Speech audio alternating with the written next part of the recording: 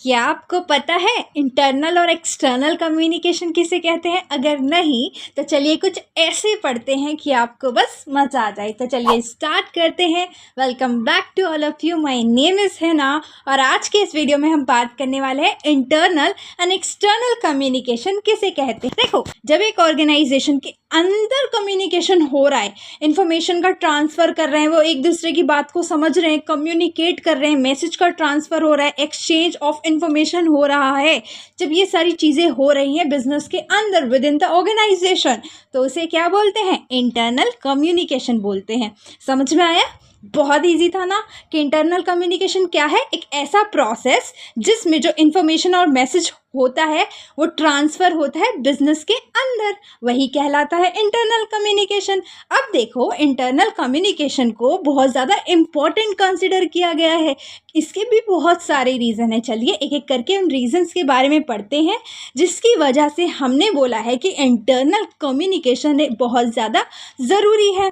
तो सबसे पहला रीज़न आता है फैसिलिटेट प्लानिंग। मतलब कि इंटरनल कम्युनिकेशन हमारी प्लानिंग को फैसिलिटेट करने में मदद करता है। देखो, जब आपस में हम कम्युनिकेट करेंगे, ट्रांसफ़र करेंगे इन्फॉर्मेशन को, मैसेज को देंगे, एक्सचेंज करेंगे इन्फॉर्मेशन को और मैसेज को, तो क्या होगा? इससे हमारी प्लानिंग अच्छे से हो पाएगी। अगर हमारे पास इफ़ेक्टिव कम्युनिकेशन चल रहा है इंटरनली, बहुत अच्छे से हम कम्युनिकेट कर रहे हैं एक दूसरे से, तो हम क्या कर पाएंगे? एक अच्छी प्लानिंग कर पाएंगे। बिजनेस के लिए एक अच्छी प्लानिंग कर पाएंगे। हमारी जो सक्सेस ऑफ प्लानिंग है वो किस पे डिपेंड होती है? वो डिपेंड होती है इन्फॉर्मेशन पे, कि इन्फॉर्मेशन कैसी आ रही है। जैसी हमको इन्फॉर्मेशन मिलेगी, जैसे कि सपोज कि टॉप लेवल वाले कुछ डिसीजन लेना चाह रहे थे, उसके रिगार्डिंग या सेल्स के रिगार्डिंग या किसी भी चीज़ के रिगार्डिंग उन्हें प्लानिंग करनी थी, तो जो उनके जो एम्प्लॉयज़ होंगे, जो सप्लायर्स होंगे, जो जिनके साथ भी वो कॉन्टैक्ट रखते होंगे, जो जैसी इन्फॉर्मेशन देगा उसके रिगार्डिंग वो क्या करेंगे? प्लानिंग करेंगे। तो समझ में आया? फैसिलिटेट प्लानिंग को सक्सेस कराने के लिए इफेक्टिव कम्युनिकेशन, इफेक्टिव इन्फॉर्मेशन का होना ज़रूरी है। चलिए अब बात करते हैं सेकंड पॉइंट की, जो कहता है कि अगर बिजनेस के डिफरेंट डिफरेंट डिपार्टमेंट होते हैं, है ना? एक सेल डिपार्टमेंट होगा, तो एक एडवर्टाइजिंग डिपार्टमेंट होगा, एक फाइनेंस का डिपार्टमेंट होगा जो पैसों से रिलेटेड सारे वर्क संभाल रहा होगा, जो एडवर्टाइजिंग से रिलेटेड सारे वर्क संभाल रहा होगा वो एडवर्टाइजिंग डिपार्टमेंट होगा, सेल्स डिपार्टमेंट होगा, प्रोडक्शन डिपार्टमेंट होगा। तो ऐसे ही बिजनेस के अंदर अलग अलग डिपार्टमेंट होते हैं। अब देखो, सब ना एक दूसरे पर डिपेंड होते हैं।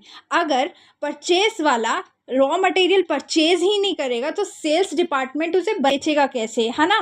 तो कहीं ना कहीं आपस में सब कुछ एक दूसरे पर डिपेंड होते हैं। फाइनेंस के लिए भी, सेल्स के लिए भी, प्रोडक्शन के लिए भी, एंड ऐसे ही परचेज डिपार्टमेंट के लिए भी एक दूसरे पर पूरी तरह से डिपेंड होते हैं। अगर इनमें ही आपस में कोऑर्डिनेशन नहीं होगा तो भाई कैसे चलेगा? इसलिए इनके कोऑर्डिनेशन को बनाने के लिए भी हमारे पास इफेक्टिव कम्युनिकेशन होना बहुत ज़रूरी है।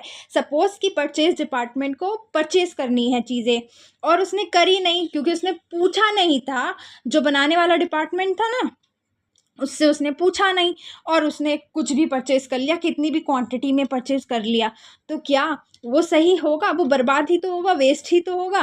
तो आपस में इन डिपार्टमेंट का कोऑर्डिनेशन के लिए ज़रूरी है कि इनके बीच क्या हो? इफेक्टिव कम्युनिकेशन हो। इसलिए इंटरनल कम्युनिकेशन क्या करती है? कोऑर्डिनेशन पैदा करती है। सारे डिपार्टमेंट्स के बीच में जब कम्युनिकेट करेंगे तो आपस में कोऑर्डिनेट तो होगा ही होगा, है ना? अब बात करते हैं थर्ड पॉइंट की।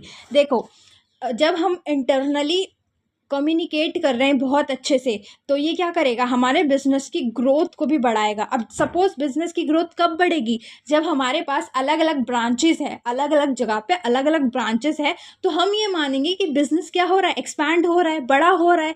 और फिर उसके प्लानिंग के लिए, डिसीजन मेकिंग के लिए, उसे और आगे बढ़ाने के लिए, उनके ऑब्जेक्टिव्स को पूरा करने के लिए अगर वो आपस में कम्युनिकेट नहीं करेंगी ब्रांचेस कि तुम्हारा कितना प्रॉफिट हुआ है, तुम्हारा कितना प्रॉफिट हुआ है, तो वो सारे ऑब्जेक्टिव्स क्या पूरा कर पाएंगी? सपोज कि उन्होंने मिलकर एक ऑब्जेक्टिव रखा था कि हम इतनी सेल्स करेंगे एक साल के अंदर, जब वो आपस में कोऑर्डिनेट ही नहीं कर रहे, कम्युनिकेट ही नहीं कर रहे, तो वो ऐसा कर पाएंगे? नहीं। तो इंटरनल कम्युनिकेशन क्या पैदा करता है? हेल्दी ग्रोथ ऑफ बिजनेस पैदा करता है। चलिए अब बात कर लेते हैं फोर्थ पॉइंट की। जब हमारी ऑर्गेनाइजेशन के अंदर बहुत अच्छा कम्युनिकेशन प्रोसेस चल रहा है, बहुत अच्छे से लोग एक दूसरे को कम्युनिकेट कर रहे हैं, इन्फॉर्मेशन को ट्रांसफ़र कर रहे हैं, मैसेज को एक्सचेंज कर रहे हैं, तो इससे डिसीजन मेकिंग प्रोसेस भी बहुत ज़्यादा ईजी हो जाता है। जो टॉप मैनेजमेंट वाले लोग होते हैं वो सारी चीज़ों को, सारी बातों को देखते हुए प्रॉस भी देखेंगे, एडवांटेज डिसएडवांटेज कॉन्स भी देखेंगे कि इस चीज़ से क्या चीज़ सही है और क्या चीज़ गलत है। वो सारी चीज़ों को देखते हुए ही डिसीजन मेकिंग प्रोसेस को करेंगे, ठीक है, कोई डिसीजन लेंगे। तो इफ़ेक्टिव कम्युनिकेशन किस में मदद करता है? एक अच्छे डिसीजन लेने में।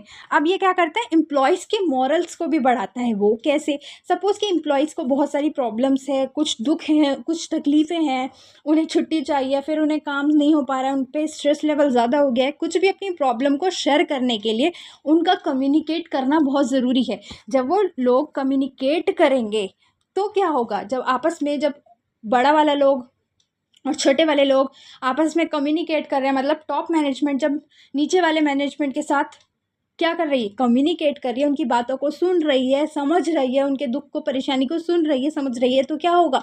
एक ट्रस्ट पैदा होगा और उन्हें भी जॉब सेटिस्फेक्शन मिलेगी कि हाँ, यहाँ पे कितना अच्छा बॉस है, हमारी तो बातें सुनता है, हमारे तो दुखों को सुनता है।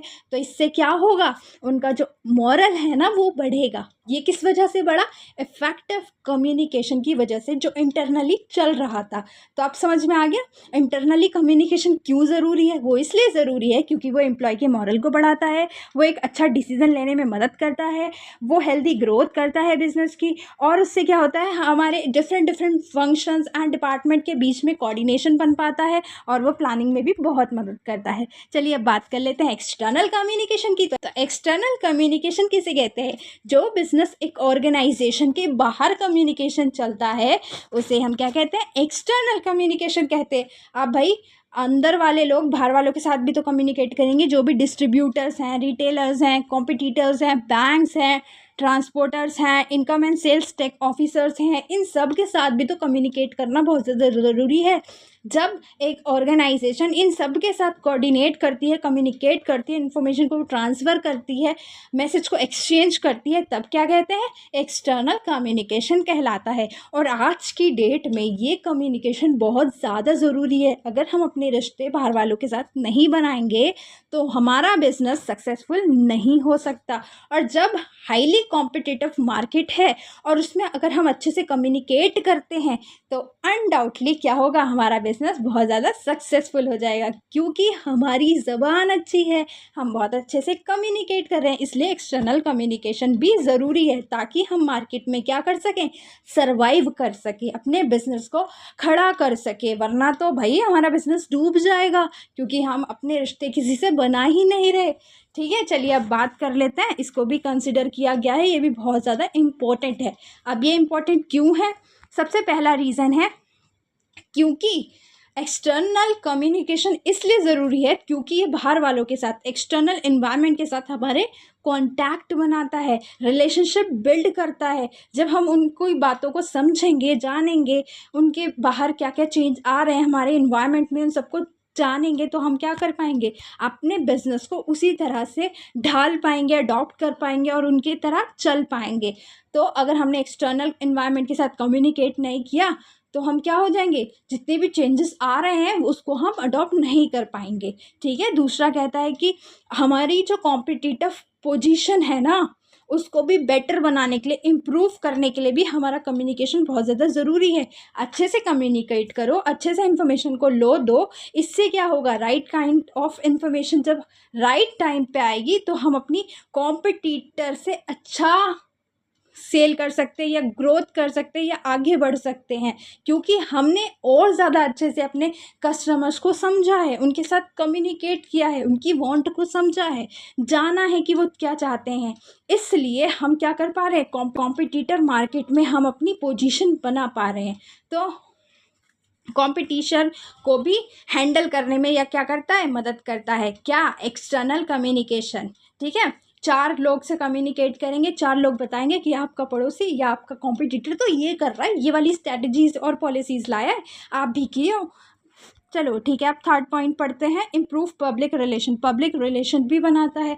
सिंपल सी बात है, जब हम कम्युनिकेट कर रहे हैं तो लोगों के साथ हमारे क्या बनेंगे, रिश्ते बनेंगे। कंज्यूमर जो है, हमारा जो कस्टमर है वो सेटिस्फाई होगा, हमारा सप्लायर सेटिस्फाई होगा, कॉम्पिटिटर एंड प्रेस के साथ हमारे क्या होंगे, रिलेशनशिप बिल्ड होंगे। तो 3 इंपॉर्टेंट पॉइंट ये थे कि हमारे रिलेशंस अच्छे होते हैं, हम कॉम्पिटिटर से बेटर कर पाते हैं और कॉम्पिटिटर को हैंडल भी कर पाते हैं। और तीसरा पॉइंट था कि हम एक्सटर्नल एनवायरनमेंट के साथ कांटेक्ट बना पाते हैं। चलिए वीडियो को यहीं एंड करते हैं। आई होप कि आपको वीडियो अच्छी लगी होगी, समझ में आई होगी तो लाइक सब्सक्राइब शेयर ज़रूर करें।